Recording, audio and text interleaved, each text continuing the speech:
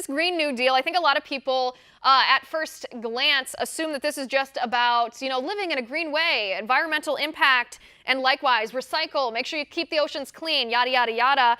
What would this do to our economy, this plan that would actually eliminate all fossil fuel powered energy, close down all coal plants and natural gas powered plants in just 10 years, by the way, and would require fossil fuels to be replaced by wind and solar? What on earth would this do to our economy?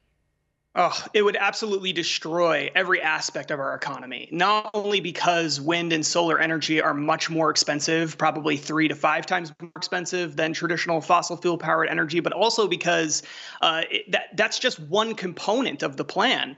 One of the biggest components of the plan that really hasn't gotten much press at all is that there's a promise in the proposal to upgrade, they use the word upgrade, every single home and business in the entire country to make them more energy efficient. Can you imagine how many trillions of dollars that would cost? I mean, this is absolutely outrageous stuff. And it would all of these things, the renewable energy stuff, the higher taxes, the upgrading homes and businesses, that's going to raise the cost of everything in the country, everything, and make America's economy much more compared to other countries. It would be deficient. It wouldn't be able to compete with other countries around the world. And it would destroy entire industries wholesale. Hundreds of thousands of jobs disappear overnight. This is the most radical proposal in modern history, and that is not an exaggeration. Right. And do you know what Alexandria Ocasio-Cortez, Congresswoman Ocasio-Cortez, says about that line, that this Green New Deal is the most radical policy in modern history? Take a look at the screen. This is a tweet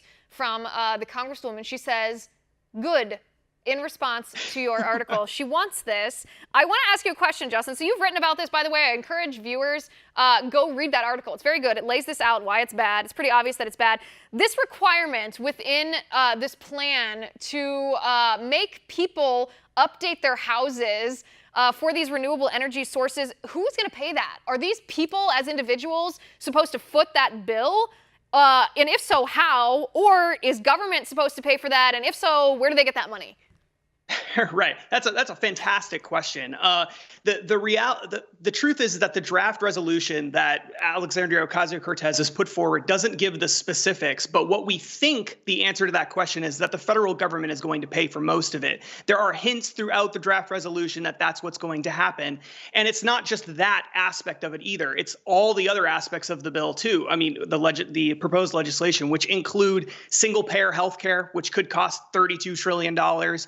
It includes a federal jobs guarantee with a promise for a living wage, whatever that means.